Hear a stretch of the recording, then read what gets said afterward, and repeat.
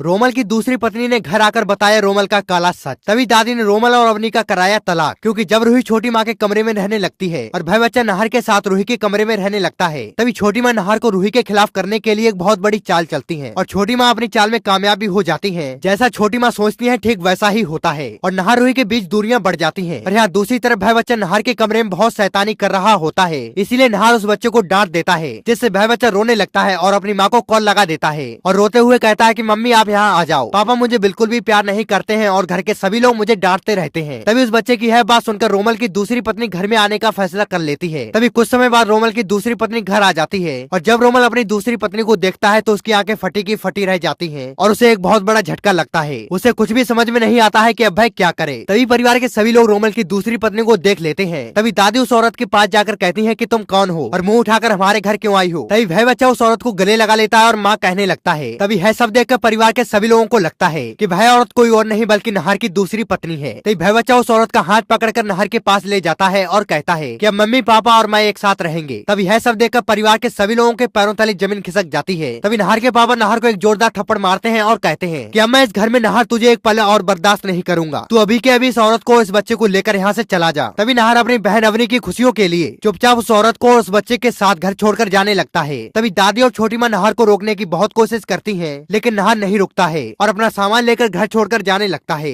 तभी रोमल सभी परिवार वालों से हाथ जोड़कर माफी मांगता है और कहता है कि आप सभी लोग मुझे माफ कर दो, मैं अपने काले सच को छुपाने के लिए नहर जी के साथ और अन्याय होता हुआ नहीं देख सकता हूँ। तभी अवनी कहती है कि रोमल जी आप कहना क्या चाहते हो, हमें कुछ भी समझ में नहीं आ रहा है। तभी नहर रोमल को रोकने की कोशिश करता है, लेकिन रोमल नहीं रुकता है और सभी परिवार वालों को अपना काला सच बताते हुए कहता है कि यह बच्चा मेरा है और यह औरत मेरी दूसरी पत्नी है। तभी रोमल की यह बात सुनकर सभी के छक्के छूट जाते हैं। तो दोस्तों, रोमल का काला सच जानने के बाद परिवार के सभी लोग रोमल को धक्के मारकर घर से बाहर निकाल देंगे या फिर परिवार के सभी लोग रोमल की दूसरी पत्नी के साथ उसे घर में ही रहने देंगे। आप अपनी राय कमेंट करके जरूर बताएं। और अगर आप चाहते हैं कि नहर और रूही का रिश्ता हमेशा मजबूत बना रहे और वह कभी भी अलग ना हो, तो आप इस वीडियो को लाइक करके चैनल को सब्सक्राइब कर लें।